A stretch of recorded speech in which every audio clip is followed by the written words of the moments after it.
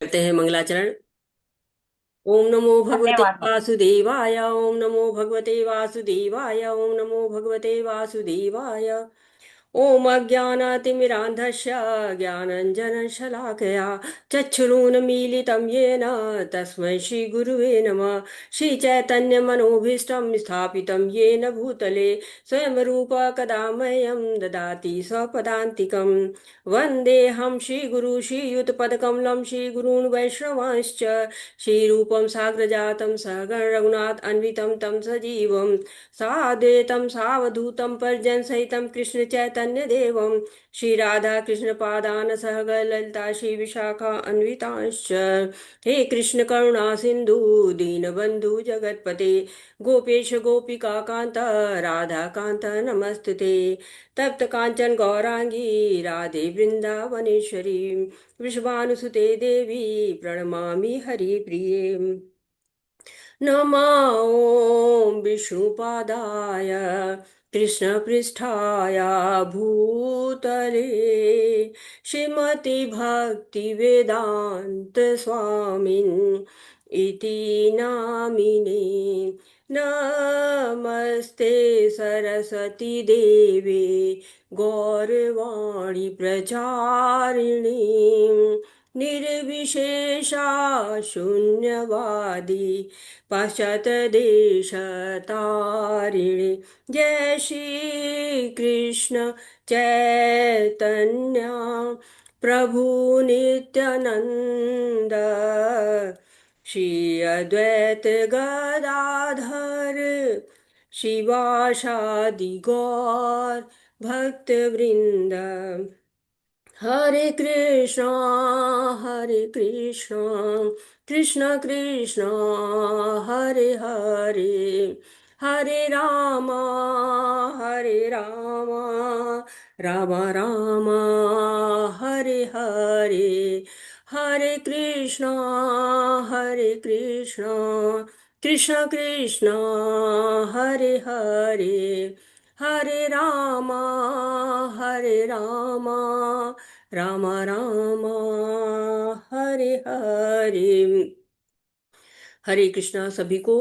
और आज हम सब इकट्ठा हुए हैं सत्संग के लिए।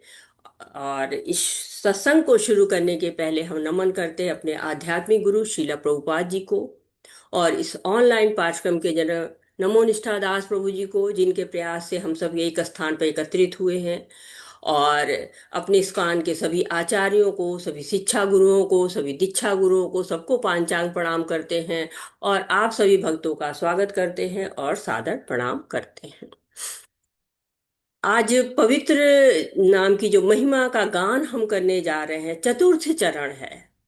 कहते हैं ना, चार धाम जो है वो यात्रा हो जाती है, चार चरणों में चार धाम की यात्रा। चौथा दिन है। और इस्कॉन में चार का बड़ा ही महत्व है। चार स्तंभ है इस्कॉन के। कहते हैं कि चार स्तंभों पर इस्कॉन टिका हुआ है। कौन कौन से हैं? दया है, सत्यवादिता, सत्य बोलना, तपस्या और स्वच्छता। और स्तंभ जब होता है तो उसको बल देना पड़ता है। बल देने के लिए क्या करते हैं? शिला प्रभुपाद जी चार नियम हमको बताते हैं कि चार नियमों से हम इस स्तंभ को खड़ा कर सकते हैं। कौन से हैं? इसको फोर रेगुलेटिव प्रिंसिपल कहते हैं, चार नियामक सिद्धांत। तो पहला है कि नो ईट मीटिंग, यानी कि मांसाहार नहीं करना है। तो क्या ऐसा होता है कि जितने भी शाकाहारी हैं सारे आध्यात्मिक हैं? नहीं, ऐसा नहीं है। सारे शाकाहारी आध्यात्मिक नहीं होते हैं। परंतु मांसाहार क्या करता है कि चेतना को सुस्त कर देता है। जो चेतना है आपकी, जो आध्यात्मिक चेतना होती है, उसको सुस्त कर देता है। हमारे अंदर आध्यात्म है, हमारे अंदर भगवान की भक्ति है, बस वो सोई हुई है। दूसरी बात है कि हम कृष्ण की जो सेवा में भोग अर्पित करते हैं, वो हम मांसाहार नहीं अर्पित कर सकते। क्यों? भगवान ने क्या कहा है? पत्रम पुष्पम फलम तोयम यो मे भक्त्या प्रयच्छति तदहम भक्ति उपहृतम अश्नामि प्रयत आत्मनः। 9वें अध्याय में भगवान कहते हैं कि पुष्प है, पत्र है, फल है, जल है, ये भगवान को भाव के साथ जो देता है वो स्वीकार कर लेते हैं भगवान। और तीसरे अध्याय में कहते हैं यज्ञ शिष्टाशिना संतो मुच्यते सर्व किल विषय भुंजते ते तो घम पापा ये पंचात आत्म कारणात्। जो आत्मा के लिए भोजन नहीं करता, इंद्रिय सुख के लिए भोजन करता है, वो क्या खा रहा है? पाप खा रहा है। आत्मा किससे संतुष्ट होती है? भगवान का प्रसादम खा के संतुष्ट होती है। फिर दूसरा है कि अवैध यौन संबंध, विवाह से इतर संबंध, नो इलिसिट सेक्स नहीं रखना चाहिए। क्यों नहीं रखना चाहिए? क्योंकि विवाह संबंध बहुत पवित्र होता है, भगवान के सामने एक दूसरे का साथ निभाने का संकल्प लिया है। और जब विवाह बंधन में पवित्रता आती है, शारीरिक भी मानसिक भी बुरे विचार नहीं आते हैं, जीवन संयमित हो जाता है, अनुशासित हो जाते हैं, जिम्मेदारी के साथ रहना सिखाता है। अवैध यौन संबंध पवित्रता को, अनुशासन को, सबको भंग कर देता है। विवाह क्यों करते हैं? अच्छे संतान की उत्पत्ति हो, उनका पालन पोषण हो। और वो इतना आसान नहीं होता है कि हाँ, कहते हैं ना, ये लड्डू खाने की चीज नहीं है। मुश्किल है। बहुत नियम चाहिए, बहुत संयम चाहिए, बहुत अनुशासन चाहिए। और क्या करना है? जुआ नहीं खेलना है, नो गैम्बलिंग। जुआ खेलने से क्या होता है? लालच बढ़ती है ना, लालच आती, बेईमानी आती, सब कुछ हड़प ले हम, ये मानसिकता आने लगती है। आसक्ति आने लगती है, एक दांव और खेल ले और मिलेगा, एक दांव और खेल ले और मिलेगा। फिर झूठ बोलना शुरू हो जाता है। और जहां झूठ बोलना शुरू हो जाता है, सत्य समाप्त हो जाता है। जब हम मांसाहार करते हैं तो दया समाप्त हो जाती है। जब विवाह से इतर संबंध बनता है तो वो पवित्रता खत्म हो जाती है। विवाह बंधन पवित्रता रखता है ना, समाप्त हो जाती है। जुआ खेलते हैं तो सत्य समाप्त हो जाता है, झूठ बोलना शुरू करते हैं। फिर चौथा है इंटॉक्सिकेशन। नशा नहीं करना है, किसी भी नशीली वस्तु का प्रयोग नहीं करना है। क्योंकि जब नशीली वस्तु को कोई ग्रहण करता है ना, तो क्या होता है? चेतना धीरे धीरे धुंधली होने लगती है, ठीक से बोल नहीं पाते हैं, अनाप शनाप बोल रहे हैं, नालियों में लुढ़क रहे हैं, शरीर कमजोर हो रहा है। अब शरीर कमजोर होगा तो तपस्या कैसे करेंगे? इंद्रियां वश में नहीं है और मन स्थिर नहीं है, तो क्या होता है? सब कुछ इधर उधर हो जाता है, जीवन इधर उधर हो जाता है, सामान्य जीवन नहीं रह जाता है।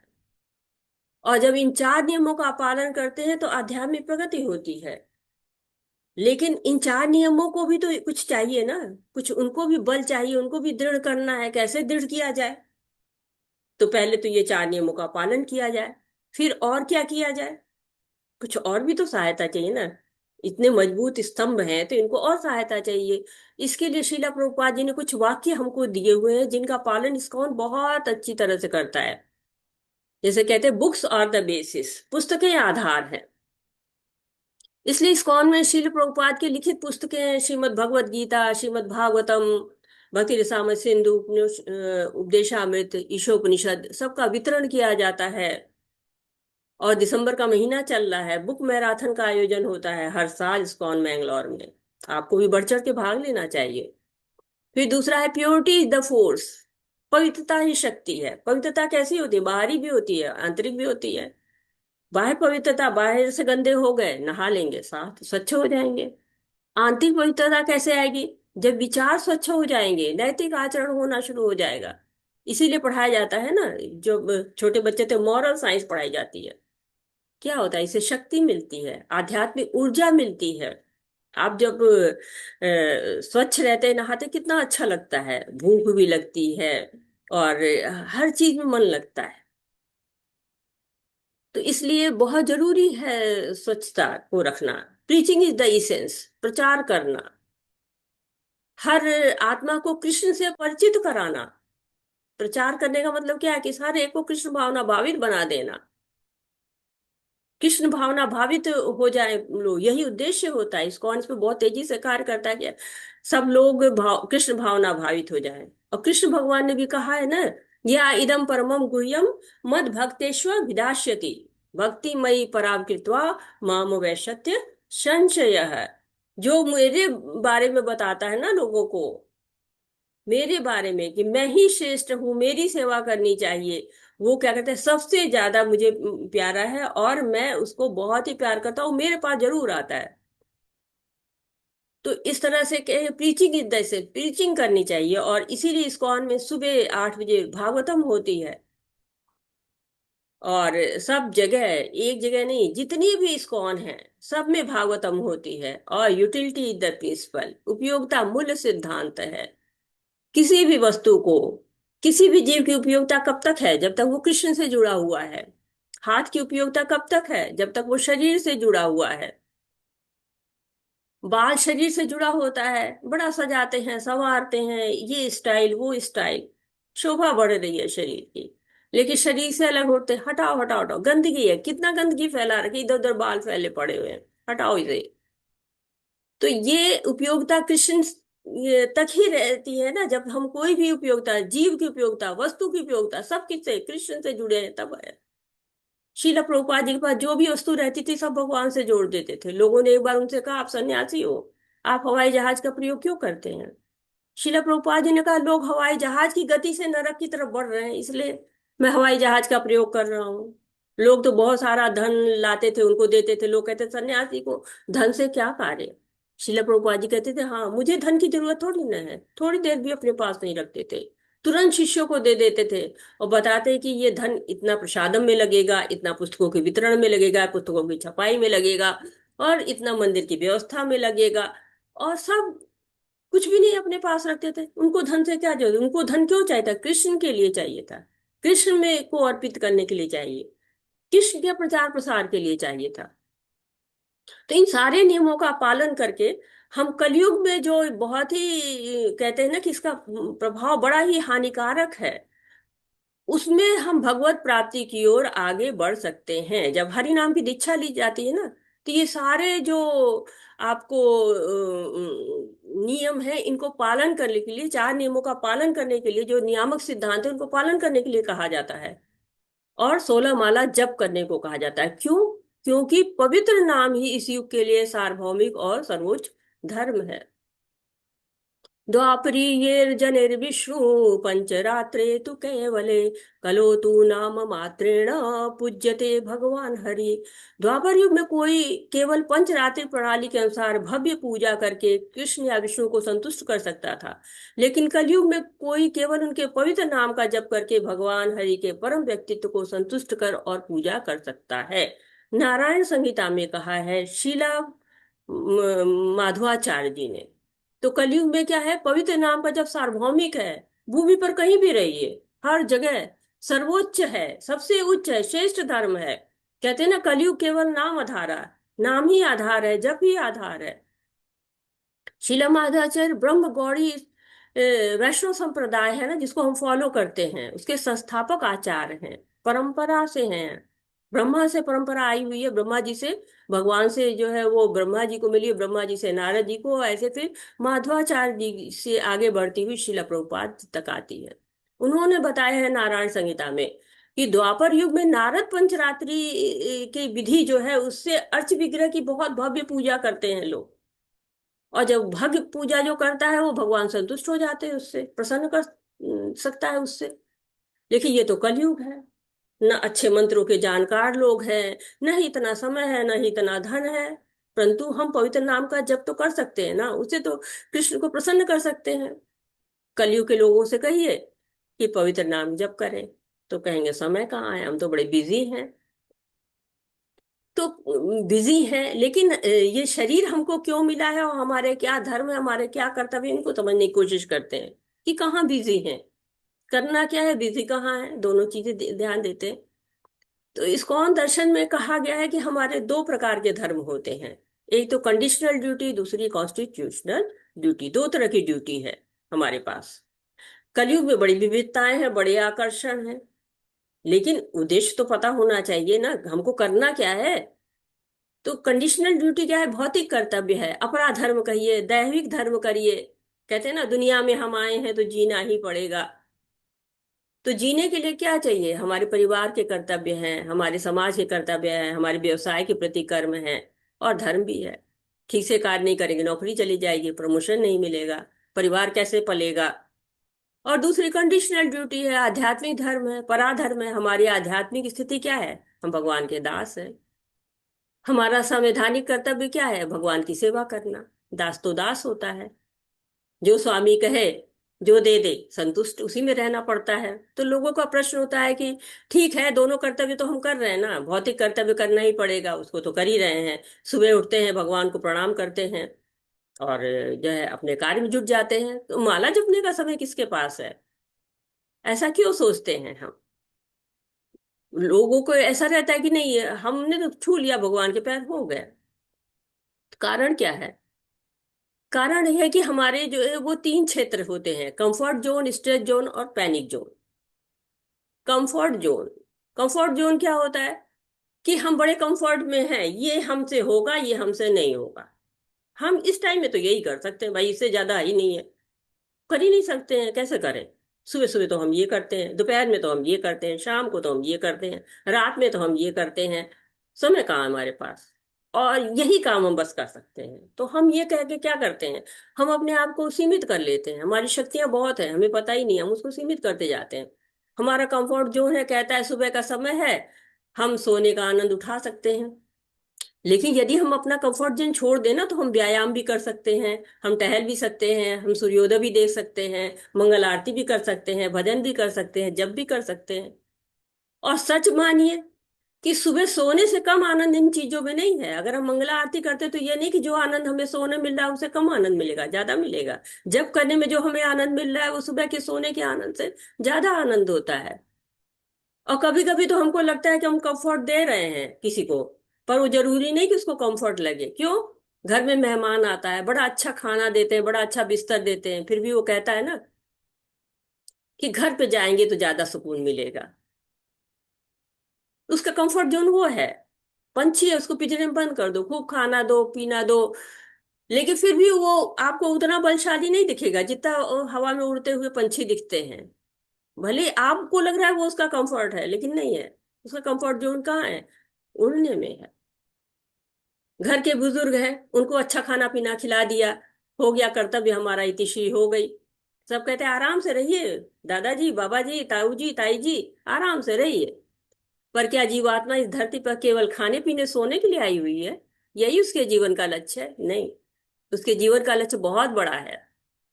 उसे मनुष्य योनि मिली है जिसे भगवत भक्ति कर सके, इस जन्म मृत्यु के चक्र से छुटकारा पा सके,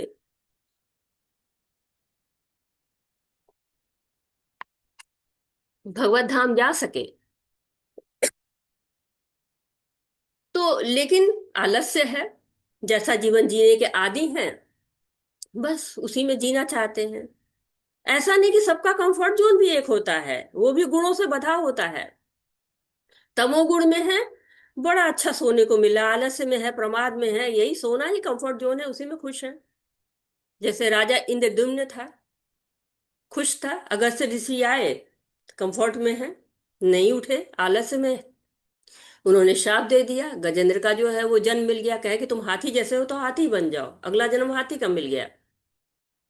रजोगुणी है, धन से, मान से, प्रतिष्ठा से बधा हुआ है, उसमें उसका कंफर्ट है, उसमें खुश है। तो इंद्र थे, वो अपने ऐश्वर्य में मगन थे, और जब आते हैं उनके गुरु बृहस्पति ऋषि, तो नहीं सम्मान दिया उन्होंने। बृहस्पति ऋषि ने कहा कि नहीं, तुम इसमें खुश हो ना, तुम इसी में खुश रहो। अब तुम्हारा ऐश्वर्य गायब कर दिया उन्होंने। सतोगुणी है तो वो भी सुखी है, वो भी संतुष्ट है, अब और क्या चाहिए? कि जो है उनका जो है वो उसी में मगन है कि मैं तो सबसे ज्ञानी हूं, मैं तो सबसे ज्यादा सुखी हूं, उसमें ही मगन है। तो उस कंफर्ट जोन से निकले कैसे बाहर? तो कोई पुश चाहिए, कोई प्रेरणा चाहिए, कोई फटकार चाहिए, कोई संग चाहिए। जैसे ये आदमी सोफा पे लेटे हुए हैं, इनको क्या चाहिए? अगर माँ आरती लेके आ रही है, कह रही है बेटा ये आरती ले लो, तो आरती के लिए बेमन से ही से एक बार नहीं, दो बार, उठो उठो उठो ना, आरती ले लो, आरती लाई हूं, आरती ले लो, पुश करती है माता। तो उठते हैं, आरती ले लेते हैं, या प्रेरणा मिलती है।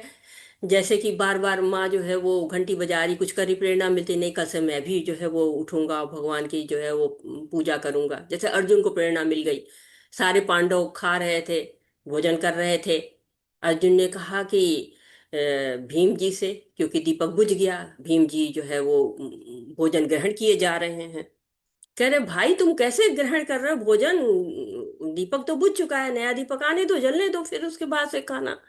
कह रहे क्या मुश्किल है, हाथ तो मुंह तक पहुंच ही जा रहा है। अब भीम जी को तो सबसे ज्यादा खाना था ना, चार लोग बैठे रहो, हम तो जल्दी जल्दी खा ले, मेरा तो साथ में हो जाए। तो वो भीम जी लगे हुए हैं, हाथ जो है मुंह लगातार कार्य कर रहे हैं दोनों। अर्जुन को लगा अरे वाह, जब भीम ने कह दिया कि भोजन तो मुंह में ही जाएगा, कान में नहीं जाएगा, तो उन्होंने कहा कि बस रात में मैं भी अभ्यास करूं तो तीर चला सकता हूँ, क्योंकि ये भोजन हाथ और मुंह का जो अभ्यास हुआ है ना, इसकी वजह से जा रहा है। और अभ्यास किया उन्होंने, धनुर्धर बन गए। ऐसे कभी कभी फटकार लग जाती है तो भी बात बन जाती है, जैसे सुग्रीव जी थे। सुग्रीव जी को भगवान राम ने काम दिया कि जाओ माता जी जो है सीता को ढूंढ के लाओ। अब वो वर्षा ऋतु आ गई, 4 महीने कार्य रुक गया, अब वर्षा ऋतु खत्म, वो अपने में मगन। क्यों मगन? क्योंकि जो है वो अब भूल गए कि हाँ हमें सीता माता को लाना है। फिर लक्ष्मण जी को कहते हैं, लक्ष्मण जी उनको तो चिंता है कि सीता माता कहाँ, इतने दिन बीत गए। तो राम जी तो वनवास में थे, वो तो जा नहीं सकते थे महल में। लक्ष्मण जी जाते हैं, और लक्ष्मण जी वहां सुग्रीव को फटकार लगाते हैं।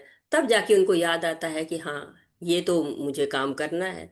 तो कभी ये कोई फटकार ऐसी लग जाए, कोई संग ऐसा मिल जाए, कोई साधु संगा मिल जाए जिसे सीख सकें कि कैसे आध्यात्मिक विकास करें, तो स्ट्रेस जोन में जाएं, खिंचाव क्षेत्र जो कहते हैं वहां जाए। जीवन ठहरा हुआ है ना, बोरिंग है, एक साथ सवेरे उठ रहे हैं, रात में सो जा रहे हैं, बीच में जो काम है वो कर ले रहे हैं, तो ये जो क्या जो है वो कंफर्ट जोन भले लग रहा है, लेकिन बोर सा है, आलस्य में है, कुछ जो है एक्साइटमेंट नहीं है। लेकिन जो हमारी आत्मा क्या चाहती है, आनंदमयो अभ्यासा, और आनंद चाहिए, और आनंद ढूंढती रहती है। अब पैनिक जोन में तो कोई जाना नहीं चाहेगा, पैनिक जोन में तो वही जाते हैं ना, एकदम सामने मृत्यु खड़ी है और जीवन भर भगवान का नाम ही नहीं लिया। तो अब स्थिति आ जाती है, भय लग रहा है कि मृत्यु हो जाएगी, अब क्या होगा, अभी तक तो बड़े हमने ऐश किए हुए हैं, पूरी जिंदगी तो ऐश में ही बीती है, अब क्या करें। तो जैसे अजामिल था, जीवन में तो बहुत गलतियां की, अब अंत समय आया, यमराज के दूत आ गए, डर के मारे छोटे बच्चे को चिल्ला रहे हैं, नारायण नारायण। तो हमें इस स्थिति से बचना चाहिए, और इसके लिए हमको अपने आध्यात्मिक जीवन की तरफ मुड़ना चाहिए। जैसे बीज है, आपको पैकेट में रखा है, बॉटल में रखा है, किसी डिब्बे में रखा है, कोई खास आकर्षण नहीं है, ठीक है रखा है। लेकिन जब उसी बीज को किसी गमले में डाल जाता है, मिट्टी में डाला जाता है, अंकुरण, तो खुशी होती है, सबको बुलाते हैं, देखो देखो देखो अंकुर निकल आया, अब पौधा निकलेगा। वैसे ही जब हमारे अंदर भक्ति का लता बीज का अंकुरण होता है, प्रसन्नता होती है कि अब भक्ति लता आगे बढ़ेगी, जो हमारे जीवन का ध्येय है उसको अब हम प्राप्त कर सकते हैं। तो हमें अपने जोन को बदलना होगा, तभी हम प्रगति कर पाएंगे ना। हम भले कितने आराम में हो, लेकिन हमें कुछ समय भगवान के लिए निकालना होगा, क्यों, हमारे जीवन का ध्येय है वो। और भगवत गीता में 3.6 में कहा गया है, एवं प्रवर्तितं चक्रं नानुवर्तयति यः अघायुरिन्द्रियारामो मोघ पार्थ स जीवति। अनुवाद, हे अर्जुन, जो वेदों द्वारा स्थापित यज्ञ चक्र का पालन नहीं करता, वह निश्चय ही पाप में जीवन जीता है। केवल इंद्रियों की तृप्ति के लिए जीवन जीने वाला व्यक्ति व्यर्थ ही जीवन जीता है। तो एक तरह से बता रहे हैं, भगवत गीता में जो है वो कहा गया है, श्रील प्रभुपाद जी तात्पर्य में कहते हैं कि कठिन परिश्रम करो और इंद्रिय भोग करो, इंद्रिय तृप्ति का आनंद करो। ये क्या है, सांसारिक विचारधारा है, भौतिक तृप्ति की तरफ ले जाती है। भौतिक भोग का जीवन क्या हुआ, व्यर्थ का जीवन है। श्रील प्रभुपाद जी कहते हैं कि इस संसार के नैतिक आचरणों को पालन करके संतुष्ट नहीं हो जाना है, बल्कि क्या करना, उनसे भी आगे बढ़ के कृष्ण प्रेम को प्राप्त करने का प्रयास करना है ना।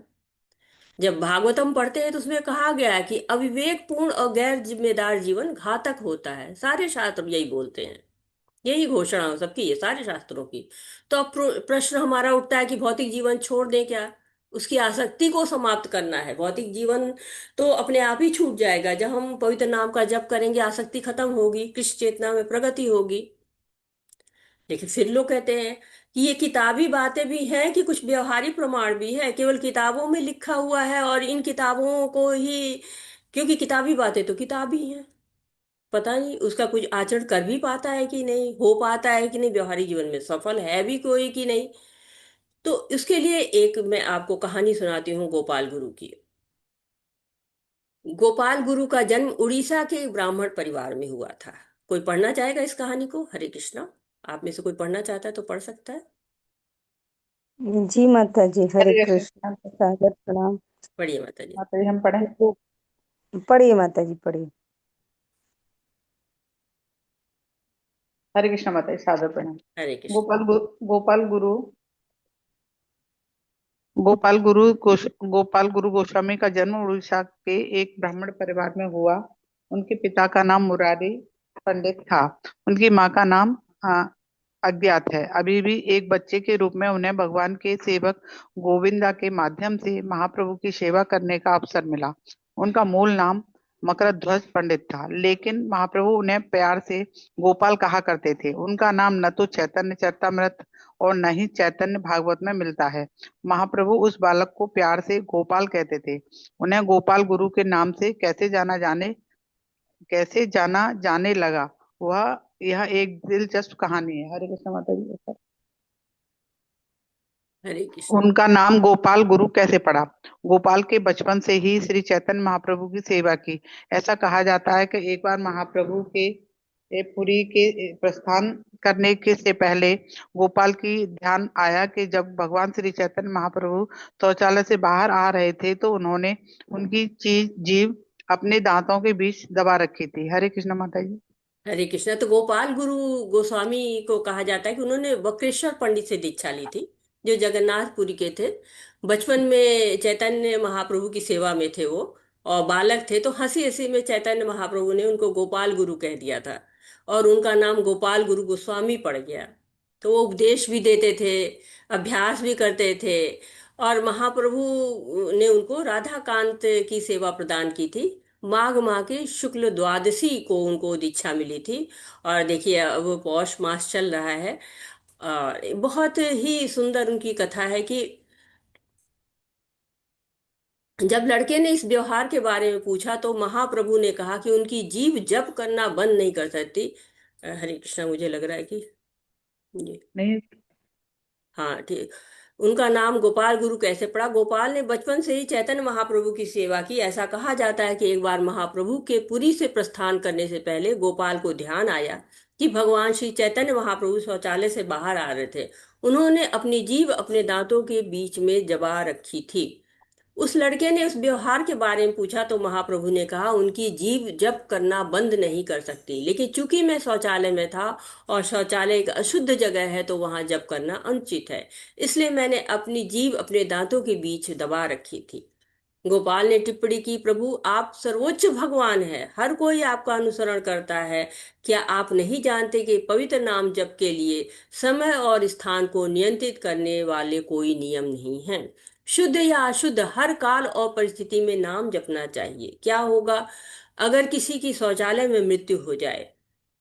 अगर वह समय से जप नहीं रहा तो उसकी क्या गति होगी? महाप्रभु प्रसन्न हो गए और बोले, तुमने ठीक कहा है, आज से आप गुरु के नाम से जाने जाएंगे। तो बहुत सारे आपको आते हैं ऐसे, आपसे पूछा जाता है कि क्या हम शौचालय में भगवान का नाम ले सकते हैं? तो यहाँ बताया जा रहा है कि शौचालय में भी मृत्यु आ सकती है ना, तो आप ले सकते हैं, लेकिन ज्यादातर स्वच्छता के साथ जब हम माला जप कर रहे हैं तो स्वच्छ जो है वो हमें स्वच्छता का ध्यान रखना चाहिए और उस तरह से माला जपनी चाहिए।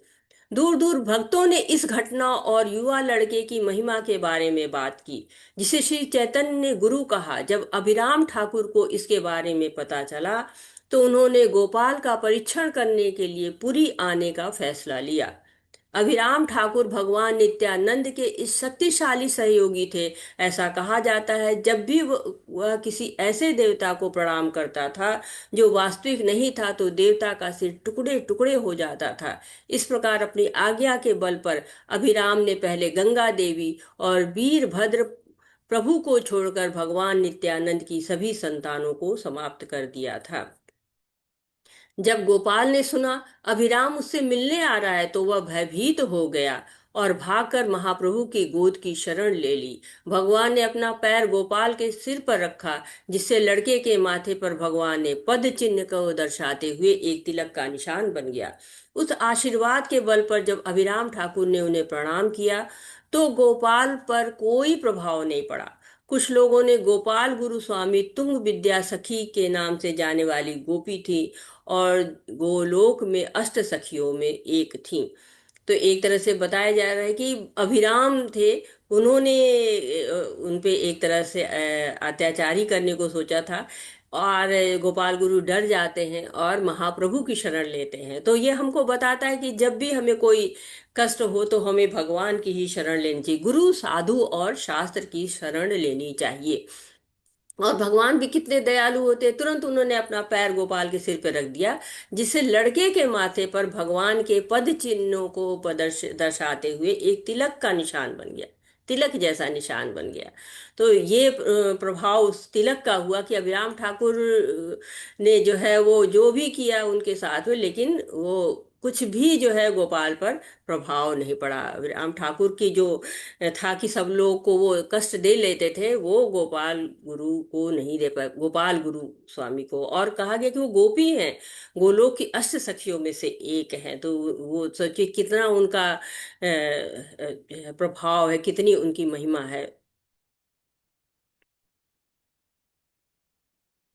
गोपाल गुरु के गायब होने के एक साल बाद, जब रथ यात्रा के लिए पुरी की यात्रा करने वाले कुछ भक्त ब्रज लौटे, तो वे गोपाल गुरु की वामशी बाटा में एक पाकुरिया पेड़ के नीचे बैठकर जब करते हुए देखकर आश्चर्यचकित हो गए।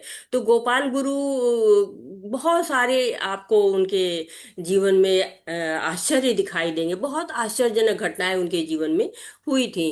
कहते हैं कि वो नरोत्तम दास ठाकुर से भी मिले थे गोपाल गुरु, और उनके जो शिष्य उनको बहुत ही प्रेम करते थे। और कई आश्चर्यजनक घटनाएं उनके जीवन में होती हैं कि जब मृत्यु हुई उनकी, और मृत्यु हुई और सब शिष्य बहुत ज्यादा रो रहे हैं, अंतिम संस्कार की तैयारी हो रही है, और उनको चिता पर रखा जा रहा है, शिष्य लिपट लिपट के रोए चले जा रहे हैं। तो शिष्यों की प्रार्थना उन तक पहुंच जाती, और ले जाके उनको शमशान घाट तक पहुंच गए। ऐसा नहीं कि ये शमशान घाट तक पहुंच गए, और वहां पे जब वो जाते हैं तो वहां पर वो जीवित हो जाते हैं। जब इतना रो रहे हैं, सबकी प्रार्थनाएं शिष्यों की है, वो वहां तक पहुंच जाती हैं, जीवित हो जाते हैं। और जीवित भी कैसे होते हैं? संकीर्तन करने लगते हैं, बैठ के संकीर्तन करने लगते हैं। एक बार अंतर ध्यान हो गए, जिसकी जो है यहाँ बताया कि अंतर ध्यान हो गए, मिल ही नहीं रहे हैं। चारों ओर शिष्य ढूंढ रहे हैं उनको, और ढूंढते ढूंढते थके जा रहे हैं। काफी दिनों बाद देख रहे हैं एकाएक कि एक दिन पाकुरिया के नीचे बैठे हुए हैं, और बैठे भी कैसे हैं, जप कर रहे हैं। जब से उनका इतना प्रेम था कि हमेशा वो जप करते रहते थे।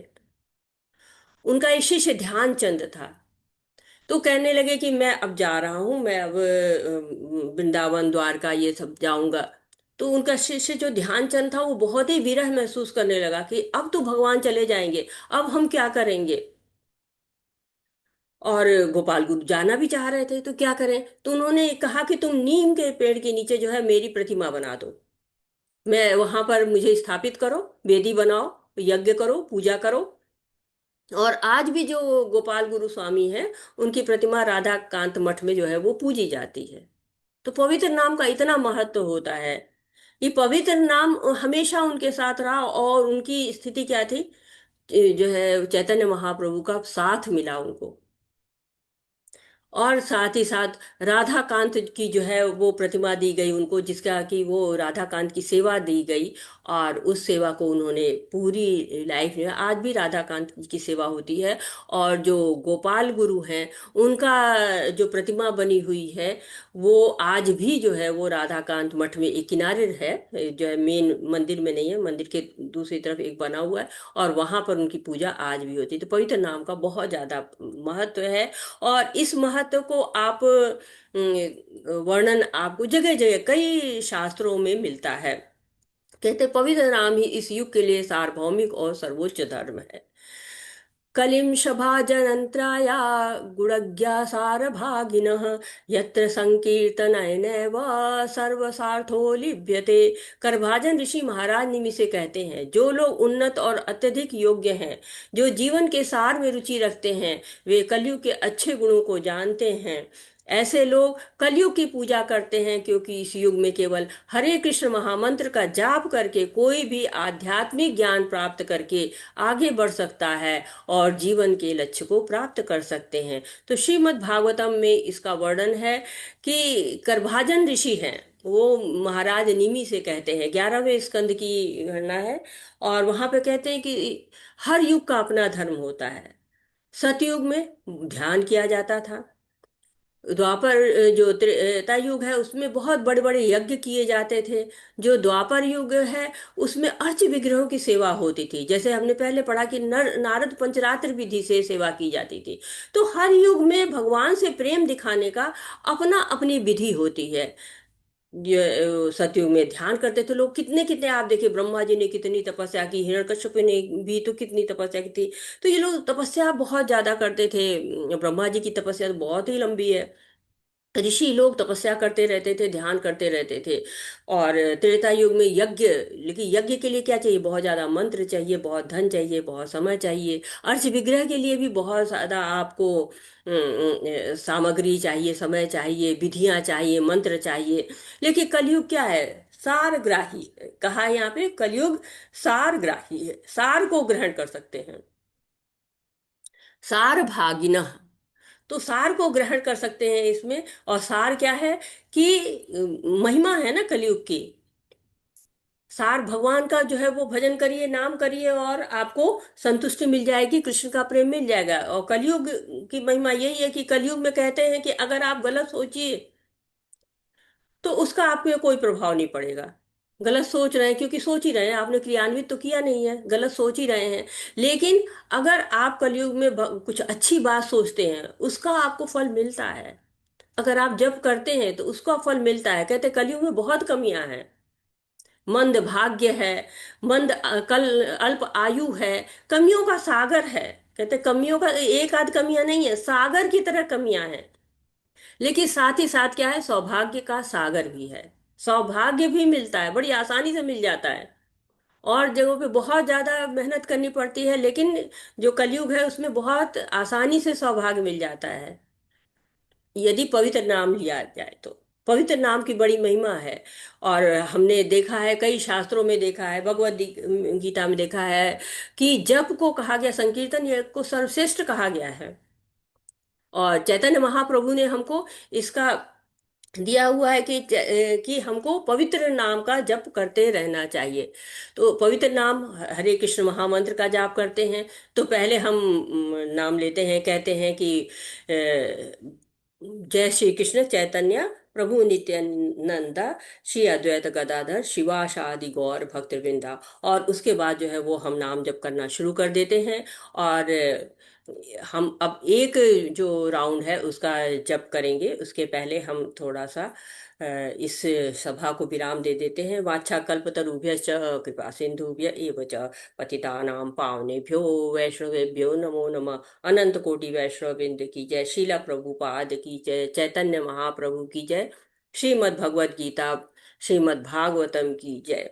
हरे कृष्णा कृष्ण कृष्ण हरे हरे, हरे रामा राम राम हरे हरे, हरे कृष्णा कृष्ण कृष्ण हरे हरे, हरे रामा राम राम हरे हरे।